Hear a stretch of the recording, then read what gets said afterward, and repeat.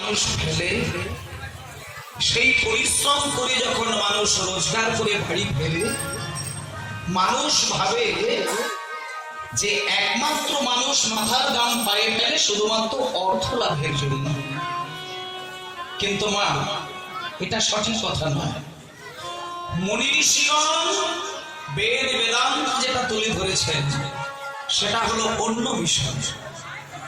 আমরা ওপর দিক থেকে বিচার করে দেখি, ওপর দিক থেকে আস্তে আস্তে আমরা ওপরের দিক থেকে বিচার করে দেখতে গেলে দেখা যায় মানুষ পরিশ্রম করে শুধুমাত্র অর্থ লাভের জন্য। কিন্তু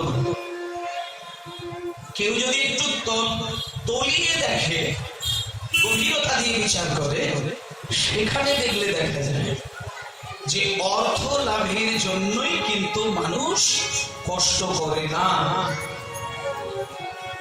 বাড়ির পুরুষ মানুষরা পরিশ্রম করে সে চারটে জিনিসের জন্য, আর মায়েরা সংসারে সারাদিন পরিশ্রম করেন চারটে জিনিসের জন্য। আর চৈতন্য মহাপ্রভু আরো একটা ধাপ এগিয়ে বলেছিলেন যে মানুষ চারটে জিনিসের জন্য পরিশ্রম করে, এটা বেদ বেদান্তে বলেছেন, কিন্তু মহাপ্রভুর আদর্শে আরেকটি বাড়িয়ে বলেছেন, সেটা আমি বলবো আপনাদের। তাহলে সেই চারটে জিনিস কি শোনেন। বলছি মানুষ যে এত পরিশ্রম করে তার মূল কারণ হচ্ছে ধর্ম, অর্থ, কাম আর মোক্ষ। এই বাচ্চাটা কার? এর জন্য, অর্থ লাভের জন্য নয়, ধর্মের জন্য। বলে ধর্ম মানে কি তাহলে মন্দির তৈরি করা? না। ধর্ম মানে কি ওই প্রত্যেক দিন ঠাকুর ঘরে গিয়ে ভোগ দেওয়া? না। ধর্ম মানে কি তাহলে আমাকে ওই তুলসীমালা নিতে হবে, গুরু দীক্ষা নিতে হবে? না। ধর্ম কথা সঠিক মানে হচ্ছে সৎ এবং সামাজিক। একটা মানুষের মধ্যে সততাই পরিপূর্ণ থাকবে আর সামাজিক জ্ঞান থাকবে। এই মানুষ এত বড় ধার্মিক, আর অন্য কোনো মানুষকে এত ধার্মিক বলা যাবে না। আপনারা নিজেরাই ভেবে দেখবেন, একটা মানুষ যদি সারা জীবন সৎ পথে চলে, সত্য কথা বলে, আর সামাজিক জ্ঞান চৈতন্য রেখে সমাজে ঘোরাফেরা করে, সেই মানুষটা যদি ভগবানের মন্দিরে জীবনে কোনোদিন নাও ঢোকে, তবুও কিন্তু সে দেবতার আসনে বসে যায়। কারণ মানব জীবনে সব থেকে মূল্যবান মানুষের মর্যাদা সেখানেই থাকে যার সততা রয়েছে, সামাজিক বোধ জ্ঞান রয়েছে। তাই মানুষ রোজগার করে কিসের জন্য? ধর্ম লাভের জন্য, যাকে বলে চতুর্বর্গ: ধর্ম, অর্থ, কাম, মোক্ষ। তাহলে ধর্ম মানে কি বুঝলেন? ধর্ম মানে হলো সৎ এবং সামাজিক। একটা পয়েন্ট হলো। এইবার 2 নম্বর হচ্ছে অর্থ। এই জায়গাটা এবার অর্থ বললো। অর্থ মানে টাকা পয়সা। এইবার তুমি টাকা পয়সা দেখতে, তুমি মাথার কাম পায়ে দিচ্ছ মানে তুমি টাকা রোজগার করবে, এটা তোমার নিয়ম। এটা দ্বিতীয় কথা। টাকার পিপাসু না হতে পারলে তুমি টাকা রোজগার করতে পারবে না। আর টাকা যদি পকেটে না থাকে তোমাকে পাড়ার লোক সম্মান দেবে না, এটাও সত্য কথা। তাহলে 2 নম্বর হচ্ছে অর্থ। তারপরে তৃতীয় হচ্ছে কাম। কাম কাম কাম কাম কাম মানে বাসনা, কাম মানে পিপাসা, কাম মানে তৃষ্ণা, আকাঙ্ক্ষা, কামনা, ওই একই শব্দের মানে কাম। তার মানে 3 নম্বর পয়েন্ট হচ্ছে মানুষের মধ্যে যদি কামনা বাসনা না থাকে তাকে পাগল বলা হয়। এটা জানবেন, পাগল বলা হয়। একটা পাগলের কোনো বাসনা নেই বলে সে ঘর বাড়ি করার আকাঙ্ক্ষায় থাকে না। একটা পাগলের বাসনা নেই বলে সে সংসার ভালোবাসে না। একটা পাগলের বাসনা নেই বলে সে পোশাক আশাকের প্রতি যত্নশীল হয় না।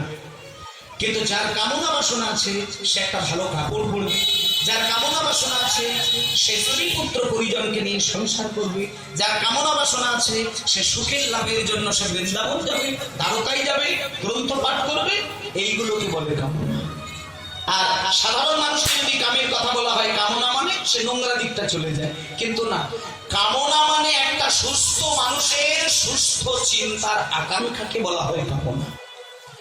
তোমার যে কামনা তোমার জীবাত্মাকে পরমাত্মার কাছাকাছি নিয়ে যেতে পারে সেটাকেই বলে মানবিক কামনা। আর যে কামনা তোমার জীবাত্মাকে ক্রমশ নিম্নমুখী করে, তাকে বলা হয় পাশবিক কামনা। তাহলে তুমি মানবিক কামনার দিকে ছুটবে না পাশবিক কামনার দিকে ছুটবে, এই চিন্তা করে তুমি কামনা বাসনা তৈরি করবে। আজকে যদি একটা বাড়ির জন্য আকাঙ্ক্ষায় ছুটে বেড়াও, সেটা তোমার পাশবিক চিন্তা নয়। তুমি যদি একটা গাড়ি কেনো, এটা তোমার পাশবিক চিন্তা নয়। কিন্তু কেউ যদি একটা স্ত্রী ছেড়ে দিয়ে 50টা স্ত্রী তৈরি করে, তাহলে এটা তার পাশবিক চিন্তা হয়ে গেল। এগুলো প্র্যাকটিক্যাল কথা। তাহলে এইগুলোর দ্বারা চিন্তা করতে হবে যে আমার কামনা বাসনার গতিটা কোন দিকে, ধর্মের দিকে না অধর্মের দিকে। তাহলে মানুষ রোজগার করে চারটে, ধর্ম হলো, অর্থ হলো, কাম হলো, চতুর্থ হচ্ছে মোক্ষ। এটা কিন্তু সবার হয়নি। এটা যদি কারোর হয়, তাহলে জানবেন আপনি সাধু সঙ্গ পেয়ে গেলেন, মোক্ষ লাভ। আর সেই মোক্ষ লাভের একমাত্র শ্রীক্ষেত্র, যেটা হলো হরিনামের বাসনা। মোক্ষ লাভের অর্থ হলো মুক্তি পাওয়া।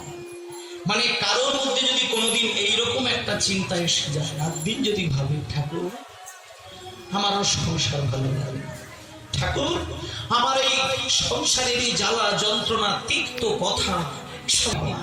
আর মুক্তি পাওয়া কাকে বলে না, ভব সাগর থেকে পার করে সেই পরমানন্দের সাগর, যেখানে আমার ভগবানের নিত্য লীলা হয়, যেখানে গেলে শুধু পরমানন্দ, যেখানে শুধু সুখ, যেখানে আনন্দ, সেখানে কোনো দুঃখ নেই, সেটাকে বলে মোক্ষ লাভ।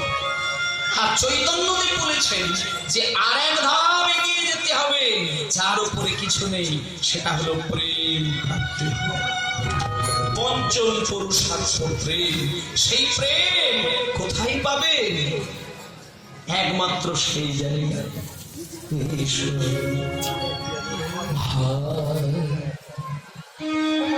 গা